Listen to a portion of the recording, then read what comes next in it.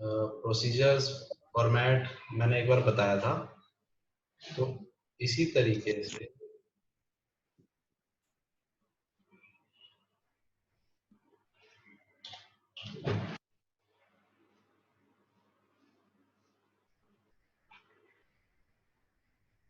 Work instruction, एक work instruction नाम से भी चीजें होती है। आपको ध्यान में ओम प्रकाश जी देखा आपने कभी?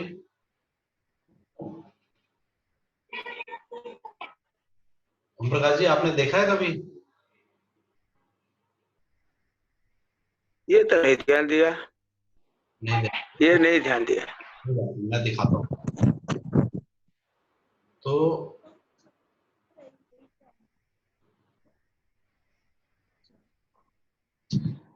वर्क इंस्ट्रक्शन को हिंदी में कार्य निर्देश बोलते हैं। और कभी शायद इनको देखे भी होंगे, आपको ऐसे ध्यान में नहीं आ रहा होगा। मैं आपको दिखाता हूँ।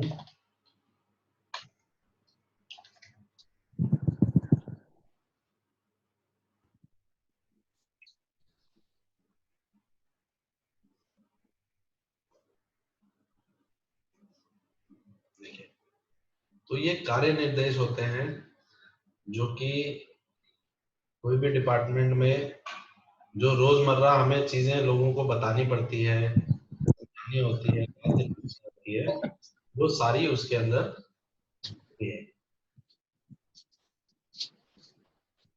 तो आपको याद होगा, मैंने एक बार एक कागज दिखाया था और इसके अंदर ये बताया था कि अपने पास जो भी सिस्टम है उसको लागू करने के लिए 3 लेवल के डॉक्यूमेंट होते हैं। एक होता है प्रोसीजर, वर्क इंस्ट्रक्शन, और फिर होते हैं फॉर्मेट और रिकॉर्ड।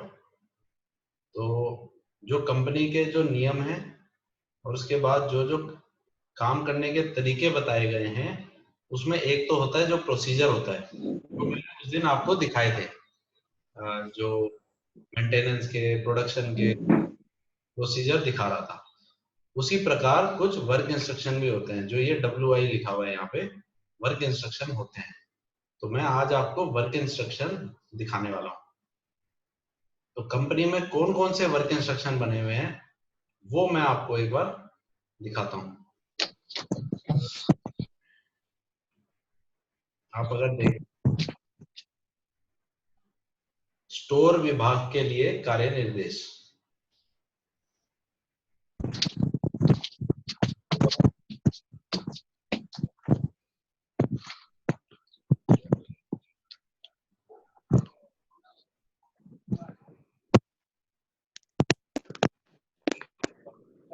उसके बाद रॉ मटेरियल, उसके कार्य निर्देश,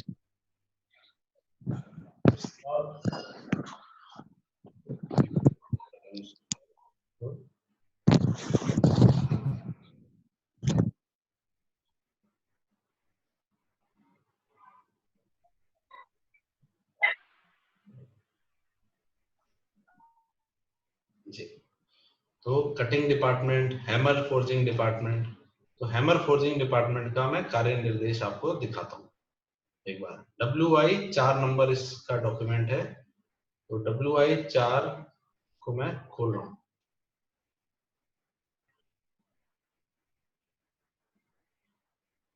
तो 4 नंबर WI में क्या लिखा हुआ है?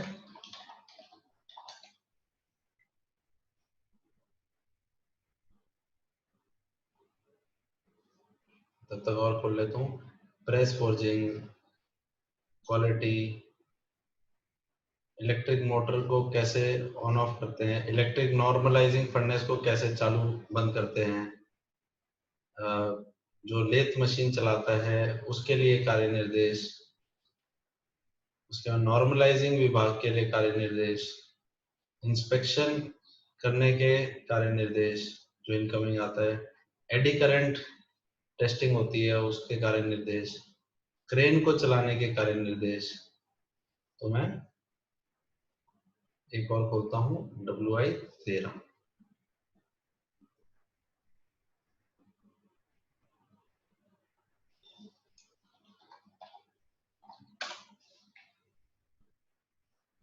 तो ये देखिए, हैमर फोर्जिंग के लिए क्या लिखा हुआ है, कार्य शुरू करने से पहले प्रतिदिन ऑपरेटर के द्वारा कार्य शीट में दिए गए कार्य करें।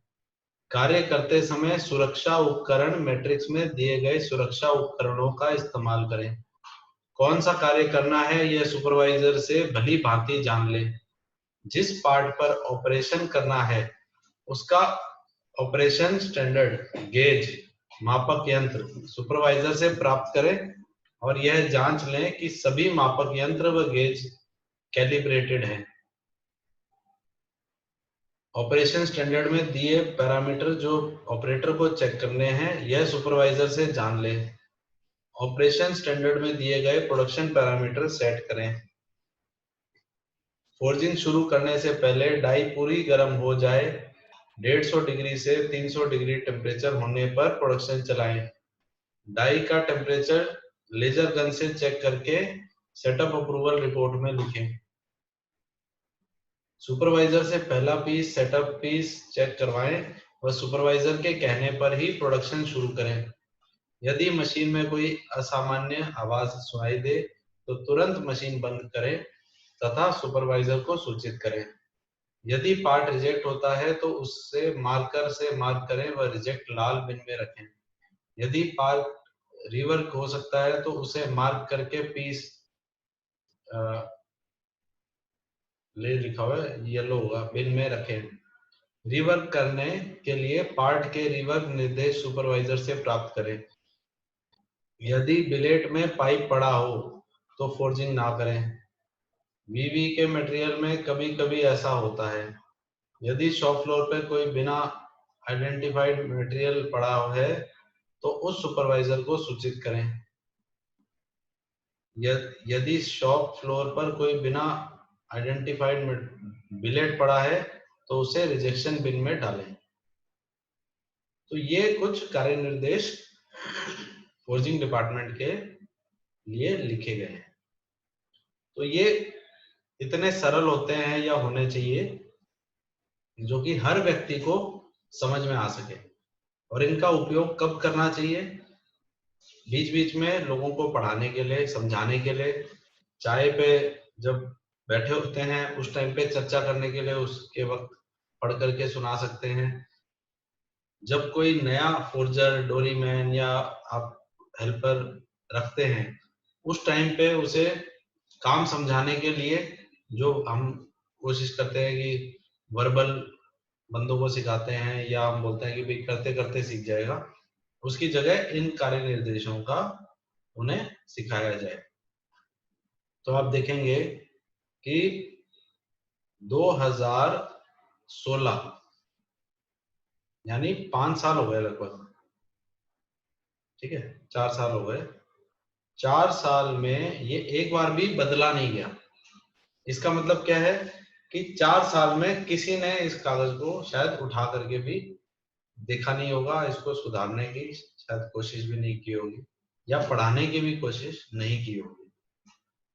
तो पर उससे पहले 4 बार ये बदला गया था, यानी इस पे काम हुआ और होता था।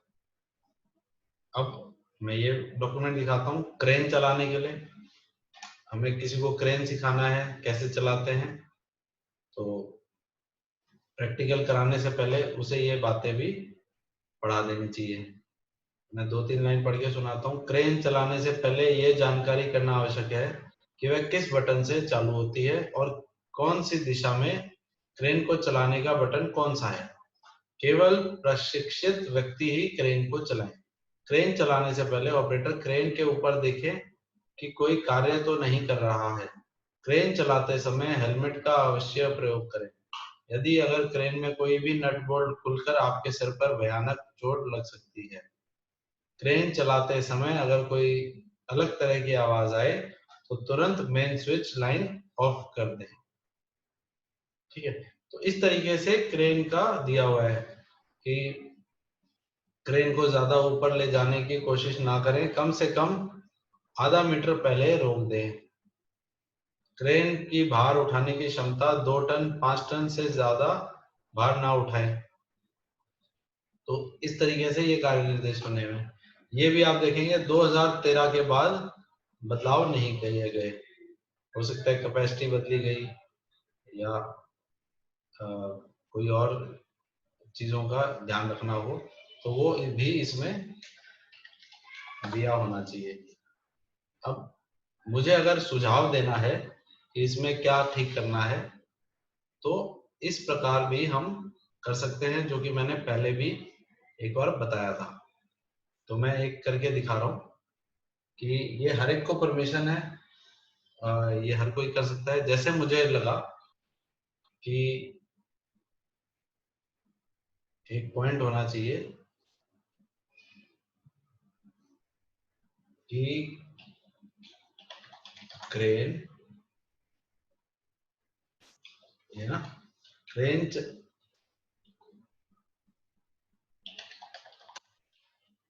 क्रेन चलाने से पहले यह जानकारी करना आवश्यक है कि वह किस बटन से बंद होती है।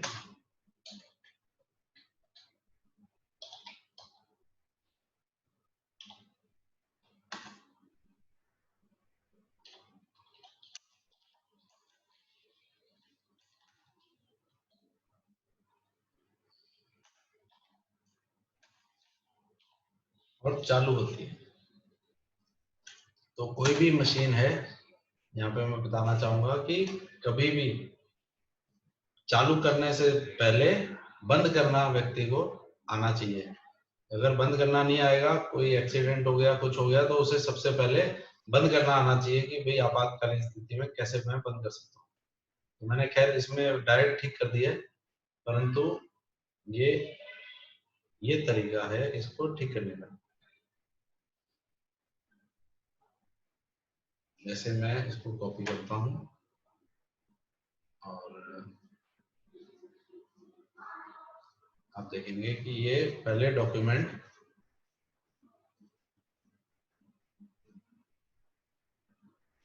ठीक है ऐसे था।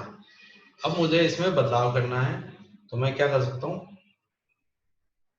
ये मैंने लिया और इसमें कर दिया। तो मैंने क्या किया, पहले वाले को काट दिया, ये कटा हुआ दिख रहा है आपको, और नया पॉइंट डाल दिया।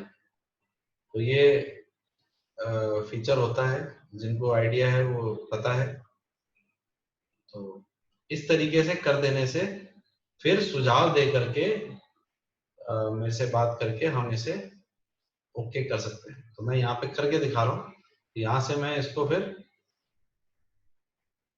मेरे को ये पता लग जाएगा कि ये बदलाव किसी ने मांगा है, मैं यहाँ से इसको ओके कर दूंगा, तो ये रूल में संशोधन हो जाएगा। तो बहुत ही सिंपल है, और कोई भी बदलाव कहीं कराना हो तो कराया जा सकता है। मैं आगे बढ़ता हूँ, कुछ महत्वपूर्ण वर्क इंस्ट्रक्शन के नाम जरूर आप लोगों को बताता हूँ ताकि ध्यान में रहे। क्रेन का, फिर है वजन उठाना क्रेन का, शॉर्ट ब्लास्टिंग के ऑपरेटर के लिए, अलग अलग डिपार्टमेंट के ऑपरेटर्स के लिए दिया हुआ है। फिर टूल या डाई की मेंटेनेंस कैसे करनी है, फिर से वो बाहर से जो विजिटर आते हैं उनके लिए।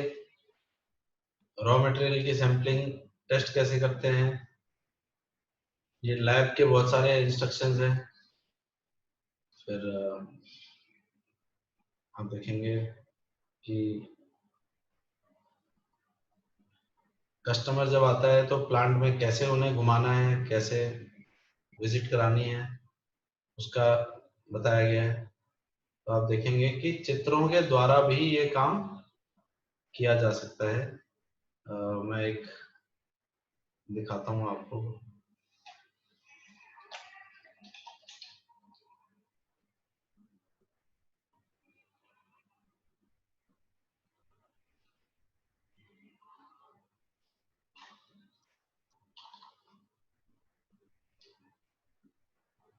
ये आप देखेंगे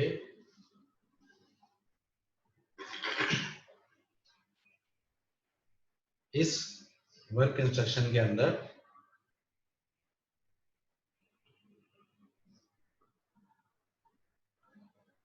ये बताया गया है कि कंपोनेंट का कैसे वो करते हैं, और यहाँ पे चित्र के द्वारा समझाया हुआ है कि ये टेस्ट कैसे करते हैं। तो व्यक्ति चित्र देख करके भी समझ सकता है। तो हमने किया क्या है, अगर मैं शॉर्ट में बताऊं तो वर्क इंस्ट्रक्शन हमने जो ज्ञान है, जो हमें जगह जगह या जरूरत पड़ती है अलग अलग समय पे कोई काम करने के लिए या किसी को सिखाने के लिए, वो हम एक जगह इकट्ठा कर रहे हैं ताकि हम भूल ना जाएं या सिखाते वक्त ना भूल जाएं, या हमारे को चेक करना हो तो चेक भी कर सकें, और हम जो भी काम करें उसमें निरंतरता बनी रहे, हम वही काम वैसे ही करते रहे जैसा हमेशा करने का निर्देश दिया हुआ है। तो इस तरीके से आप देखेंगे बहुत सारे अलग अलग वर्क इंस्ट्रक्शन बनाए हुए हैं। और आप देखेंगे जैसे आरसीएस का मटेरियल कैसे फोर्स करते हैं उसका दिया हुआ है, कंपनी में अर्थिंग जो हुई हुई है उसका कैसे करना है,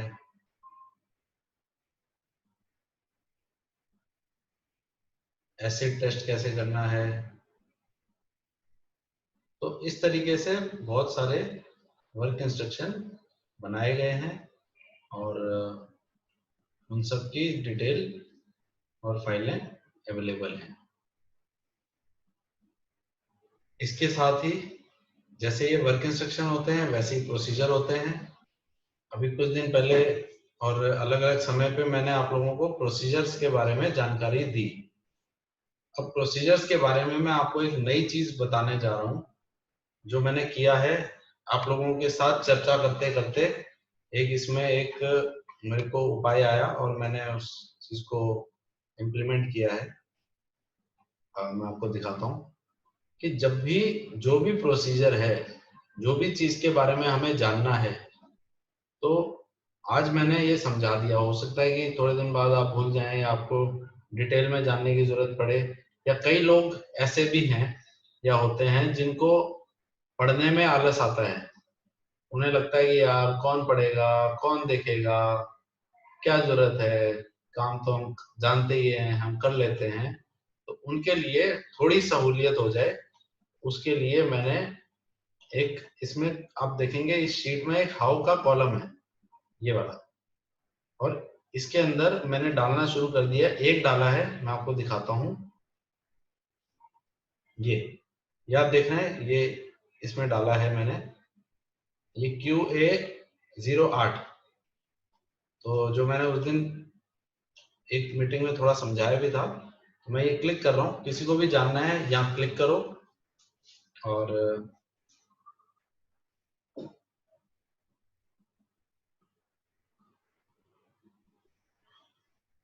आप देखेंगे इसका मैंने एक वीडियो बना दिया है जिसमें आपको में हम लोग एक बहुत इंपॉर्टेंट प्रोसीजर PQA08 के बारे में जानेंगे। यह है control of temporary change of process controls. तो इस प्रोसीजर में इंपॉर्टेंट बातें क्या है वो मैं अभी बताता हूँ।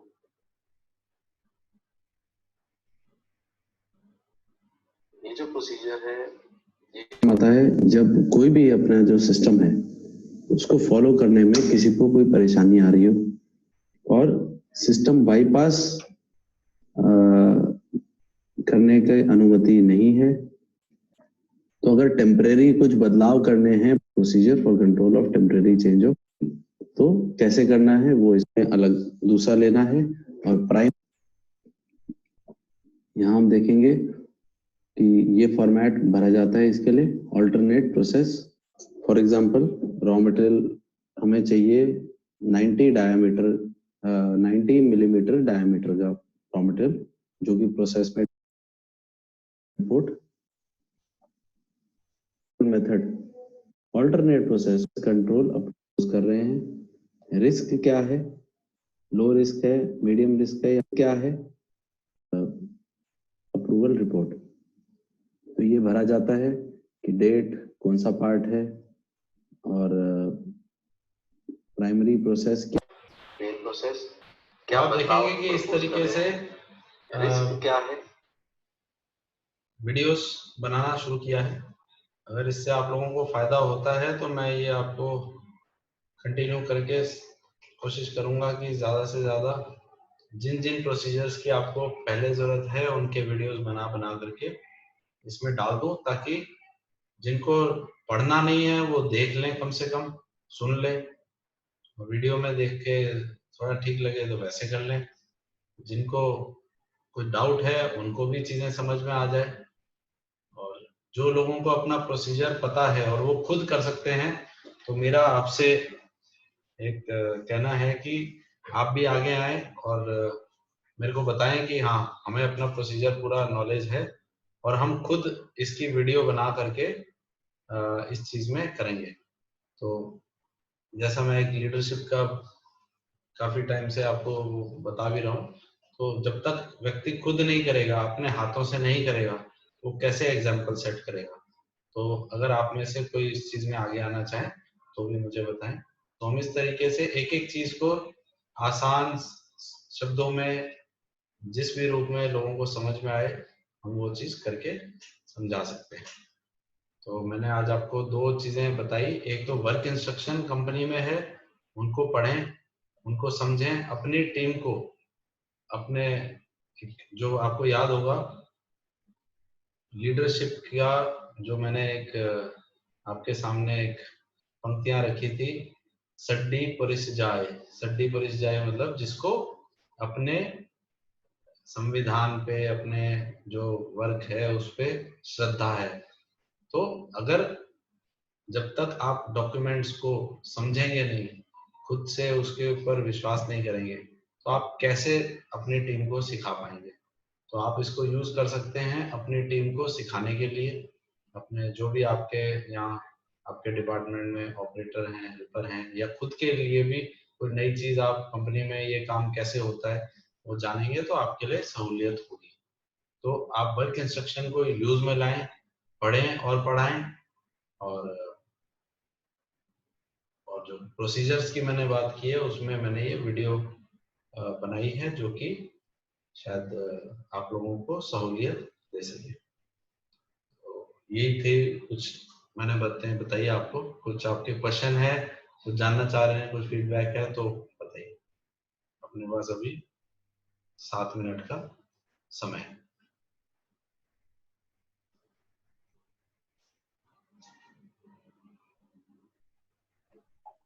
मैंने अनम्यूट कर दिया सबको, देख समझ में आया?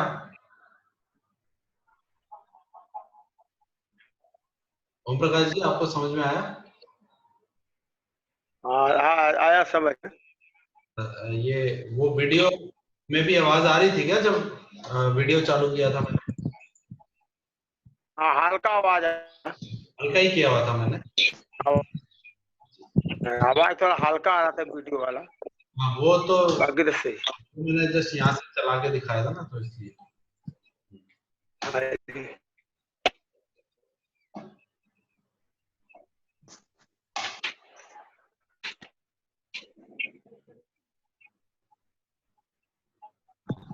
हेलो, बोलिए। अरे पॉइंट था हाँ, एक्चुअली मैं भी 2-3 दिन से ये मीटिंग अटेंड कर रहा था, दिन में तो वो नहीं पता था। मेरे एक डाउट कि 3-4 दिन से टॉपिक अलग अलग हो रहे हैं, मतलब वो जो कंटिन्यू वाला एक नहीं लग रहा था मेरे को। अच्छा, और किसको लगता है ये?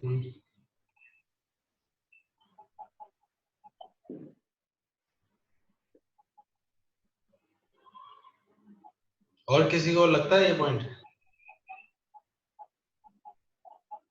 विनोद जी, ओम प्रकाश जी, आप, दयाराम जी, आप लोग काफी शुरू से ही कंटेनर्स हैं, आपका इस पॉइंट पे क्या कहना है?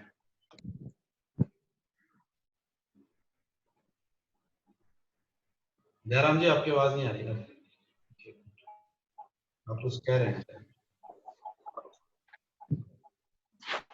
हाँ दयाराम जी, आवाज आ रही है, आवाज आवाज बोलिए। सर, जो एक शुरू किया था कंटिन्यू, उससे काफी इम्प्रूवमेंट हुआ है अपनी नॉलेज के अंदर। इस तरह अगर कंटिन्यू रखे तो काफी नॉलेज इंक्रीज होती है। जी, विनोद जी, आप क्या लगता है? सर ये जो जो चीजें था वो पूरा करने के बाद दूसरा दूसरा प्रोसेस आप कर रहे हैं, तो उसमें तो कुछ प्रॉब्लम नहीं है। एक चीज पूरा हो जाता है तो ऑलरेडी दूसरा चीज तो आपको बताने का स्टार्ट करते हैं। तो अनुमति से मैं 1 मिनट आकाश जी को थोड़ा सा पहले से ब्रीफ करा देता हूँ 1 मिनट में, ठीक है? तो इनको वो चीज क्लियर हो जाएगी।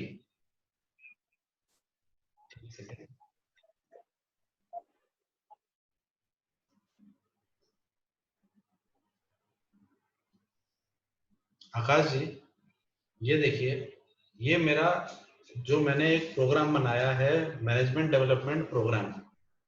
ये प्रोग्राम का मकसद है कि हम कंपनी में लीडर्स क्रिएट कर सकें, जो ये बात मैंने पहले भी बोली थी। तो इसमें जब मैंने शुरुआत की थी, अगर आप वीडियोस सारी की सारी ना इसकी यूट्यूब पे है, अगर आप समय निकाल करके वीडियोस देखेंगे तो आपको क्लैरिटी आ जाएगी कि इसका एक फ्लो है और ये सारी चीजें एक ही आधार पे घूम रही है। कंपनी में सीनियर मैनेजमेंट क्रिएट कर, तो जो फैक्ट्री के अंदर भी मैं ये मीटिंग लेता था हफ्ते में 1 दिन, जिसमें क्या क्या चीजें बताई थी वो मैंने पिक्चर के फॉर्म में भी दिखाया था कि क्या क्या एरियाज हमने कवर किए थे। जो मैं 10-15 लोगों की टीम में अलग अलग मीटिंग करता था, तो वो पॉइंट्स मैंने कवर किए। 5M की बात की, प्रोसीजर्स मैनेजमेंट सिस्टम की बात की, और फिर लीडरशिप की बात की। और अभी भी मैं लीडरशिप के इर्द गिर्द ही घूम रहा हूँ। तो लीडरशिप में अगर पहला सूत्र जो आज भी मैंने बोला, उसमें क्या था? सड्डी पुरुष जाए। सड्डी पुरुष जाए मतलब कि वह श्रद्धाशील होना चाहिए, सम्मान करता हो किसका? अपने शास्त्रों का, नियमावली का, संगठन के ग्रंथ का, अपने आदर्शकर्ता का। तो जो भी लीडर है, जो कि भी सीनियर मैनेजमेंट है, उसको अपने जो भी काम करने के नियम है, उन चीजों को श्रद्धा होनी चाहिए। और वो श्रद्धा कब होगी? वो उनकी मर्यादाओं में कब रह पाएगा? जब उसकी समझ होगी उसे। अगर उसकी समझ ही नहीं है उसे, तो वो नहीं कर पाएगा। तो इस तरीके से अलग अलग सूत्रों की मैंने बात की थी। उन सूत्रों के आधार पे कई कहानियों की बात हुई। ये तो आपने देखा ही था। उसके बाद जो प्रोसीजर्स हैं उनको कवर करना इसलिए जरूरी है क्योंकि बहुत लोगों को इनकी बारे में जानकारी नहीं है। और अप्पा धिक्करणे, सॉरी, ये जो सड्डी पुरुष जाए जो आज मैंने बात की, और उसी के अंतर्गत मैंने ये नियम कानून जो कंपनी के अंदर बने हुए हैं उनकी जानकारी मैं दे रहा हूँ। और बाकी मैं समय समय पे हमेशा बोलता रहता हूँ कि जिसको भी जो सवाल है वह पूछें। तो अगर कोई चीज आप समझना चाहते हैं तो आप उसे बेझिझक आप पूछिए, क्योंकि आप लोगों के लिए ही ये मीटिंग है। आप लोगों को जिस चीज से आपको फायदा हो, आप मुझे उस चीज के बारे में बताएंगे तो मैं वो चीज इसमें बीच बीच में कवर भी कर सकता हूँ। ये कोई एक फिक्स्ड प्रोग्राम नहीं है, इसका उद्देश्य फिक्स है, इसका उद्देश्य एक है। बाकी उसमें बीच में कोई भी जिज्ञासा है, कोई प्रश्न है, कोई प्रॉब्लम है, कंफ्यूजन है, वो डिस्कस किया जा सकता है।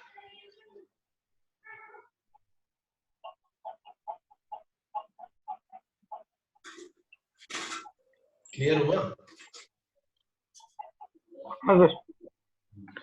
तो आप वीडियोस देखेंगे ना तो वो चीजें हो पाएगी। आपको समझ। हाँ देखो, समय की प्रॉब्लम हर एक को होती है, समय का ऐसा कुछ नहीं है। तो ये 9:30 का भी समय मैंने रखा था तो लोगों से पूछ के ही रखा था, है ना। तो जिसको आना है वो आ रहे हैं, वो कंटिन्यूस आ रहे हैं, ठीक है। जिनको फर्क नहीं पड़ता वो नहीं आ रहे, ठीक है। और तो जिसको मिल रहा है तो उसका फायदा खुद दिखेगा, जो नहीं आएगा उसको पता भी नहीं कि वहां क्या हो रहा है। तो अल्टीमेटली उससे लॉन्ग टर्म में मैं बताता हूँ एक बहुत बड़ा फायदा हुआ। मैं बहुत दिनों से एक समस्या में घिरा हुआ था, मतलब एक चीज मेरे चिंतन में चल रही थी, उसका सॉल्यूशन नहीं मिल रहा था मुझे। कुछ दिन पहले विनोद जी ने मेरे को एक फोन करके सुझाव दिया। मैं एक प्रोसेस बता रहा था, उस प्रोसेस में कुछ गड़बड़ थी और उस प्रोसेस को इन्होंने वहां पे पकड़ा और अपनी जो भी इनकी नॉलेज है उसके अकॉर्डिंग इन्होंने उसके अंदर एक बात मेरे को बोली। तो उससे मेंटेनेंस के प्रोसीजर में एक बहुत बड़ा सुधार आ सकता है। अभी मैं उस पर वर्किंग कर रहा हूँ। और नहीं तो विनोद कुमार जी तो मेरे को जब से ज्वाइनिंग हुई है तब से, सर मैं कब मिलूं, कल मिलता हूँ, मैं फैक्ट्री पहुंचता हूँ, तो इनके पास टाइम नहीं होता या मेरे पास टाइम नहीं होता। बस वो बिना टाइम में ही दुनिया चलती रहती है। इनको जुड़े हुए कई महीने हो गए होंगे, महीनों बाद आज इन बातों पे डिस्कशन हो रहा है। ये चीज है। सर ये कल वाला रिकॉर्डिंग आपने सेंड नहीं किया है, कल का बिल्कुल आवाज नहीं आ रहा था। मैंने एक्चुअली सेंड करना बंद कर दिया है। मैंने आपको पर सर मैं आपको बता रहा हूँ कि एक लिंक है, उस लिंक में सारी वीडियोज है, मैं अभी भेज दूंगा आपको। आपको जब भी चाहिए हो ना उस लिंक पे जाएंगे, आपको वीडियो मिल जाएगी। ठीक है, क्योंकि कल का कुछ भी समझ में नहीं आया, बार बार तो ऑन ऑफ हो रहा था ये ठीक बात है। और आवाज भी नहीं आ रही। हाँ ये ठीक बात है, वो मैंने वीडियो उस पर डाली हुई है, अभी लिंक भेज दूंगा, आपको समझ में आ जाएगा। उसमें प्लेलिस्ट में है डली हुई, तो आपको वो आप देख सकते हो, वो वीडियो उसमें रहती है। तो वही है। अब एक और कोई पॉइंट बताओ।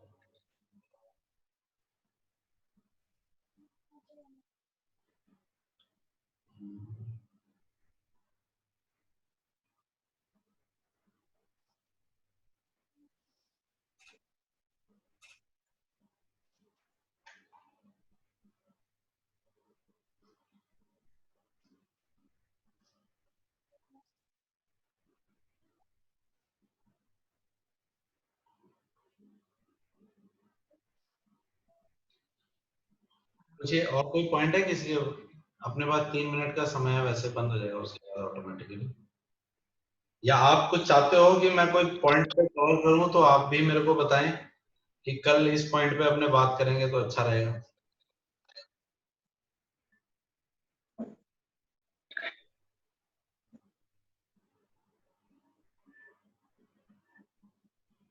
हम्म।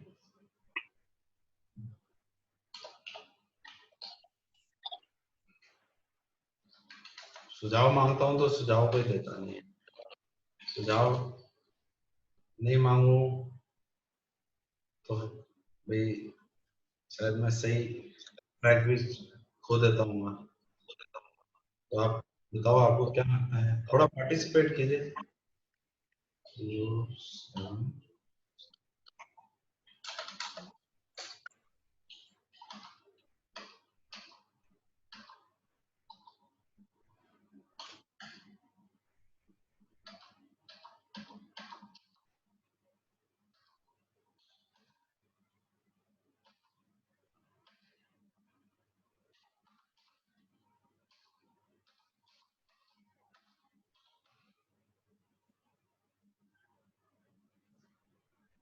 हम्म।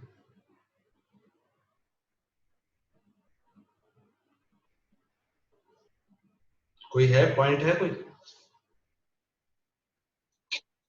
आप म्यूट हो आकाश, आपकी आवाज नहीं आ रही शायद, आप कुछ कहना चाह रहे हो?